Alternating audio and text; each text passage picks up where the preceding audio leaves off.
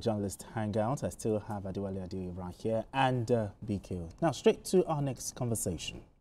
Ensuring credible elections demands trust, transparency, and proactive engagement from all stakeholders. As Anambra State prepares for the coming governorship election on Saturday, the 8th of November, the chairman of the Independent National Electoral Commission, Professor Joash Amupitan, has visited the state to assess the level of preparedness and meet with critical stakeholders. During his visit, Professor Amupitan noted that the electoral body is ready to deliver a free, fair and credible election. Meanwhile, the Inspector General of Police, Kaide Egbetokun, has deployed tactical teams to flashpoints in order to strengthen the security architecture across the state. The Inspector General urged peace and tolerance during the poll. I mean, BK, the INEC chairman's visit to Anambra State. I mean, what's the significance of this visit? There's confidence building.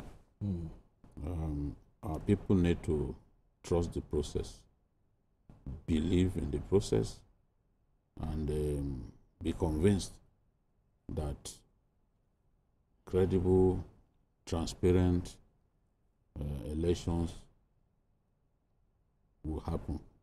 So, by going there and visiting two local governments, assessing the readiness of INEC, Amupitan was trying to send a message. Look, we take this election seriously. We will do our best to ensure that the election is transparent and that it reflects the will of the people of Anambra State. In fact, he told his staff that logistic materials must get to polling centers as early as 7 a.m. He also told them that the beavers must be in tip-top condition and that data fed into the beavers must reflect what transpired at the election.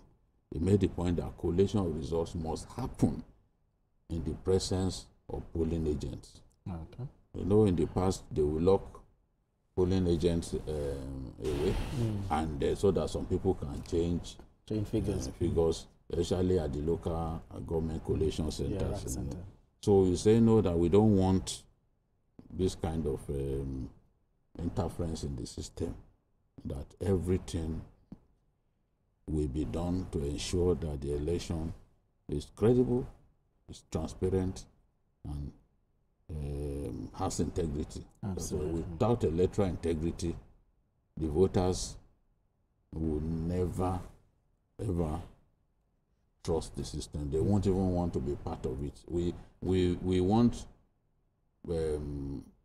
people to come out in good numbers on election day. True. In the East especially, even as popular as Peter Obi was, it still didn't even, the outcome didn't reflect 30% of the votes, of the registered voters. We didn't come close to 30%. So it means that a lot of our people still don't come out on election day because they believe that the people's will not prevail. But the more people have confidence in the system, you see that every electoral cycle, more people will come out and vote. And that's what we want to see. Why should the people of the Southeast be voting 20% of the registered voters? Of course, in the Southwest, the percentage of people who come out to vote is greater than the Southeast. The percentage of people who come out to vote in the Northwest is way higher. You know, so and that's what we want to see. In this election, we want to see more people come out, and we want INEC to put its house in order so that this election will be a flawless one. Exactly. And it will be a very good baptism of fire for the new INEC. This is coming in and facing an off-season election, just like that. Now, you know, issues like late arrival of materials, malfunction, No. But the chairman has also promised to reduce pre-election litigations. He has made a lot of promises, actually. But do you have faith in him? Well, I have no reason to doubt his capacity. I have more reasons to believe in him.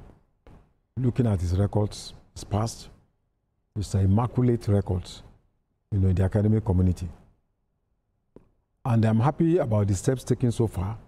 The contestants have been made to sign peace understanding, to respect the outcome of the election, and also to be committed to non-violence. Whether they obey the treaty or not is another thing, but at least they have put their hands, through the effort of Father Kuka, head at the International Center in Abuja. I think I have confidence in Professor Amupitan that he will do a good job. However, he cannot do it alone.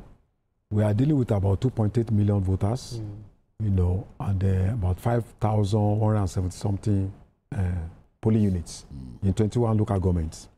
So there is no way he can be there at every polling unit in every minute. So we need the cooperation of voters themselves. We need the cooperation of politicians. We need the cooperation of the media. We also need the cooperation of the government. Okay. So that the government will not use his, there will be no undue influence from the authority of that state. So there's no way the INEC chairman can do everything. Yeah, exactly. Even we also need cooperation from his staff. Yes, we want people who are honest, who are dedicated, who are, So we'll be lucky to have INEC chairman, really fantastic people. The problem has always been with other stakeholders. People will go on that day to go and bribe people, credit their accounts. People will bring talks to decimate the whole process, So Anambra is one of these flashpoints when I'm talking about, IPOB and all that. So I hope these are challenges that, will help Amupitan to be able to overcome. Yes.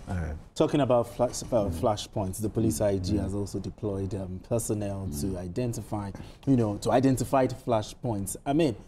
How are these deployments expected to improve safety and deter potential violence in disidentified flashpoints? Yeah, Anambra is a potentially combustible environment. Places like Ihiala, things are improving. Remember, even on the eve of the last election, Governor Soludo lost some of his security men. They were killed in broad daylight. And even the governor himself was attacked, So, but security is improving. But no one can say what exactly will happen on election day. These politicians sign peace deal all the time. It still doesn't stop those who are determined to instigate violence from instigating violence. One thing that I've always talked about, one item from the INEC rule book that I've always talked about here is the stipulation that where election is characterized by violence, results will be cancelled. The exercise will be cancelled in that area. Now, I believe that before you can do that, you must investigate the circumstances leading to that violence before determining that you will not have anything to do with the outcome of the election in that place. Because sometimes politicians deliberately go to sponsor violence in areas where they know their opponents are strong. Okay. So once they know that, okay, if we disrupt the process here, and they will come when the exercise is about to end, when they've seen clearly that this person has an unassailable lead, is going to win, and if we allow him to win by that margin in that area, it can affect the complexion of the election. They go there, disrupt the exercise, and then you cancel the whole exercise. So sometimes it rewards people who instigate violence. Yes.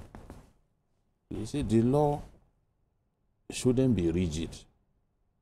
It is because the law is rigid, that portion of the INEC rule book is rigid.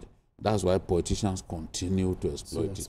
So deliberately they will go and cause a fight somewhere, knowing that once they do that, no result shall be returned from you think that. If it's amended in the Electoral Act, it can? Yeah, I'm saying that they should. No one is saying that you should not cancel. Yes. Election results where the exercise is characterized by violence. But I'm saying that it has to first be investigated. Don't just do it, because sometimes when you do it, you play into the hands of the aggressor without knowing it. Now, I'm happy the IGP is suing for peace, but he's also warning the thugs that, look, don't dare the security agencies. Because if people get shot at, you know, these days, it's rare these days for people to grab ballot boxes, you know, because ballot stuffing in the era of beavers is a waste of time. That's true. People are not doing that anymore. They are not doing ballot stuffing anymore, no.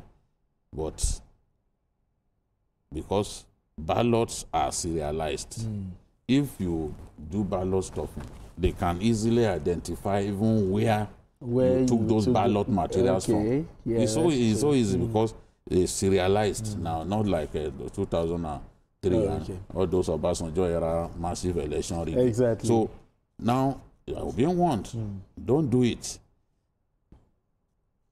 Peace is what we want. We want an exercise that will be peaceful and reflect the will of the Anambra. That's what we want to see. All right, to our final conversation. Integrity